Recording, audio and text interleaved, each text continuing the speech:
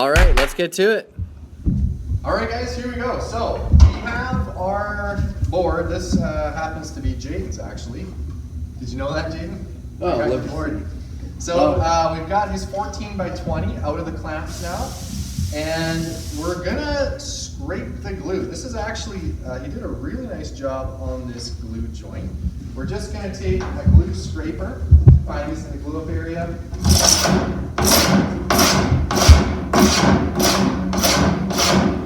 Flip it over.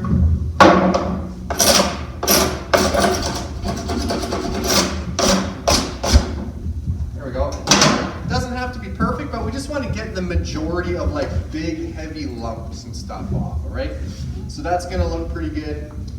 So the next step that we're gonna do, and hopefully you guys are doing this again as a batch with all 4 of your case components at a time. That's fastest and easiest.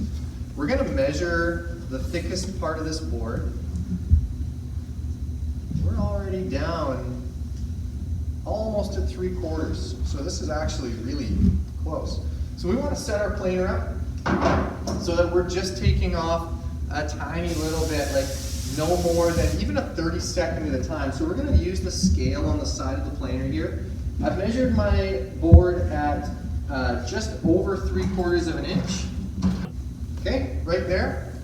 So I basically got the machine now set at the board thickness plus, and I've gone back up with the table about 1/8 of a turn. Because it's such a wide panel, we don't want to be taking off a lot at a time. About 1/8 to 1/4 of a turn at a time is what we want. Safety glasses, earmuffs, and we're gonna run this thing through.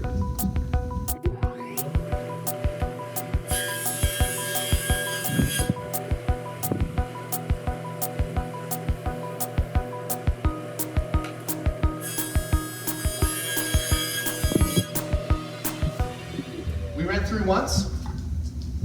We rolled our wheel up about 1/8 of a turn, we flipped it over, we roll it again. You guys see we actually got full coverage, even just from that 1/8 of a turn. All right, that's all we want. Now we're gonna finish it off at the thickness sander, but of course I would run all 4 of my boards through here at the same time and get them all to the same thickness at this stage. Okay, so that's the planer. Now we're going to the thickness sander. All right. So, we got our board now at the thickness sander. I've got another video in my Woodshop Machines playlist that shows you how to set this all up and do it. I've got my machine already set up. The table is set to the same thickness as the starting thickness of all my panels. All right, actually a touch lower, so I might go through for a pass or 2 without taking anything off, and that's okay. So we're gonna set this thing up. I got my air on, power.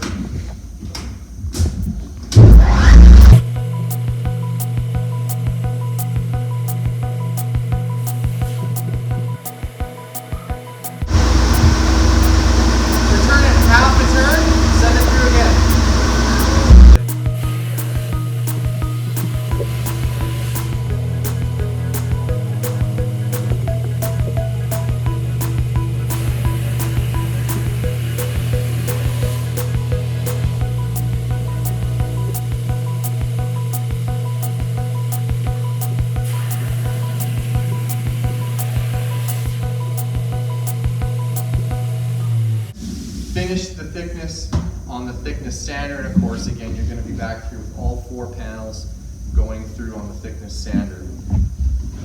Now we have our face and our thickness done, and we can now go to squaring the rest of this board up using our stock breakout process. Okay, so the next move we're going to actually do is go to the jointer, and we are going to joint 1 inch. Okay, so we're gonna go do that. Okay, so here we are at the jointer. We've got our pencil mark on here. Basically, as soon as my pencil mark is gone, then I know that I've surfaced the entire edge and I'm good to go. I want to double check and make sure with a square that my fence, wow, look at that. Actually, it's pretty close. But we could give that a little. So always double check your fence, make sure it's indeed square, and here we go. Just a reminder, on both of our jointers, you have to hold down the on button, the green button, for the blade to fully come up to speed. Okay, here we go.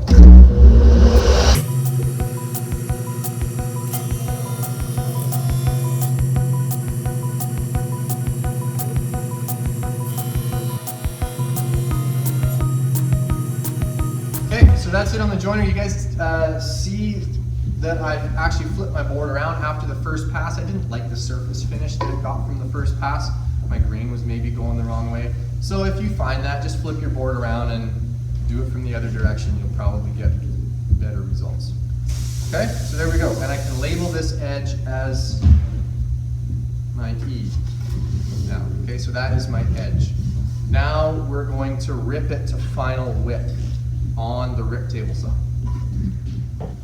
Okay, to the table saw now then. We have our edge that just came off the jointer, and that edge is going to go against the fence on my table saw. I'm going to set my blade height. We've already got that going at a pencil width above the board, so the blade height looks pretty good. I'm going to set my fence at 14 inches. Now all of your panels in this particular project will be 14 inches in width. 2 of them will be 14 inches long, 2 will be 20 inches long, but the width is the same for all the panels. And by width, we mean across the board. And of course, this machine here is our rip table saw, and it's only meant for cutting along the grain.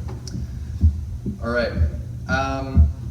Why might you ask, can we not joint both edges like we did in our prep for gluing up our panels? Well, if we joint both edges, we have no way of knowing if both of these edges are going to be parallel to each other. They're both going to be square to the face, but they may not be parallel to each other. So that's why now, as a glued up panel, we're squaring this, joint one edge, this edge against the fence, rip it to final width first for making here. Okay, here we go.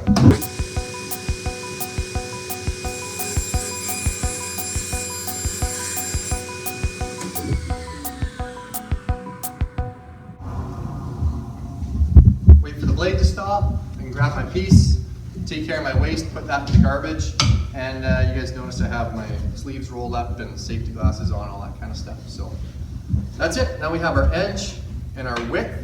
Now we're going to flip this thing crossways, go to the cross-cut table saw. We're going to trim one end, and we're going to measure and cut it to its final length for our last step. Okay? Okay, so here we are at the cross-cut table saw. Very similar machine to the rip table saw, but of course now I have my fence that goes the opposite way, so the long edge of my board can sit against that fence. And at this point, I want to just trim one end so that I know I'm working with something that's square. So actually, I'm going to trim just this other end right here. I'm going to take as little off as possible.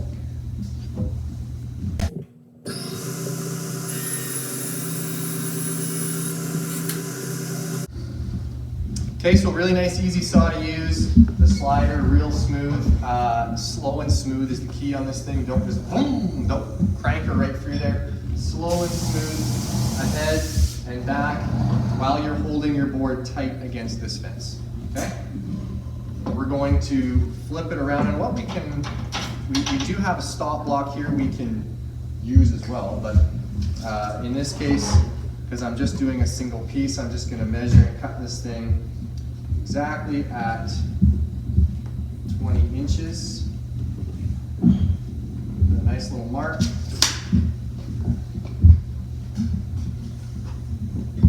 Okay, so I have my trimmed end away from the blade now. I'm going to line this up.